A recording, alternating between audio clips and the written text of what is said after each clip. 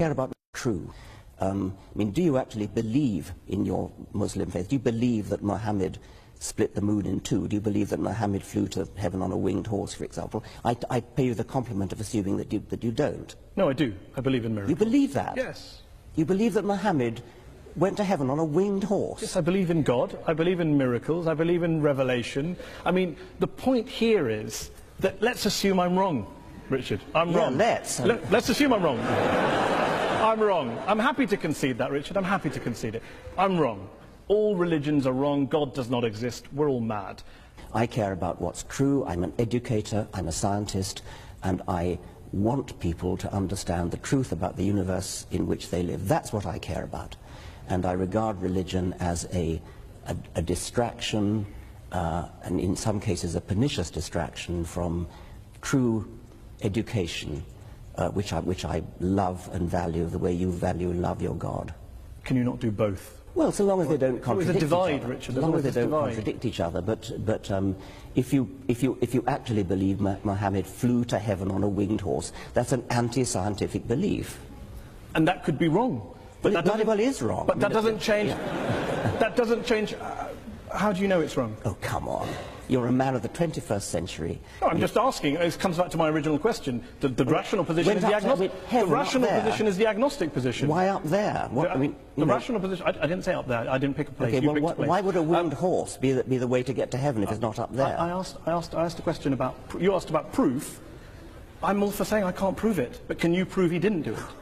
I mean, this is the end-all debate. He didn't fly to heaven on a winged horse? I'm just asking on your criteria.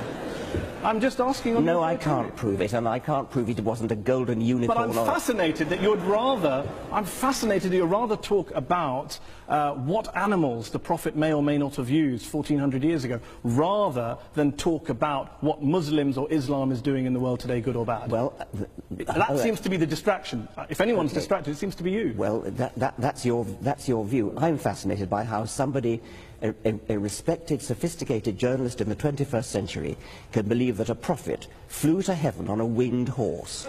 Let me ask you this. Are all people who hold beliefs in God and in miracles and the supernatural, do you regard them all as intellectually inferior to you? I regard those beliefs as intellectual nonsense.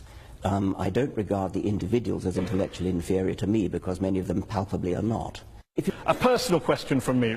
You talked about how to teach children that there is one God, or that God created the world in 6 days, that is child abuse. To even teach your children religion is child abuse. So, I have a daughter. I teach her about Islam and the horse. Am I guilty of child abuse? Do you teach her the world was created in 6 days? No, because Islam doesn't teach that, Richard. I'm delighted to hear that. I asked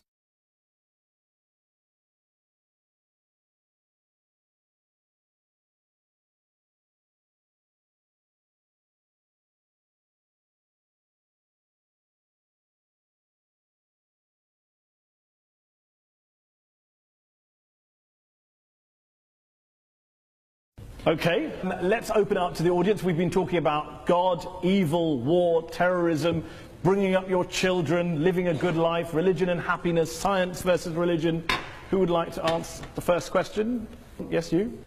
If the Almighty God appears suddenly on the cloud or on the earth or part of the universe, what is your reaction? Are you going to believe, or are you going to go against him? What would it take for you to believe in God, not just miracles? Yeah, I mean, popping his head through the clouds. Yeah, that's the thing I've worried about a lot. Obviously, it would do wonders for the book. Would the world be a better place if religion disappeared tomorrow? Yes. Despite all the good things we discussed, you recognise. It does make me chuckle that you mock me for believing in a prophet that flies into a heaven, but you believe in lots and lots of universes that you can't show me, prove to me, test to me in a lab, as a basis of getting out of believing in a God and a prophet.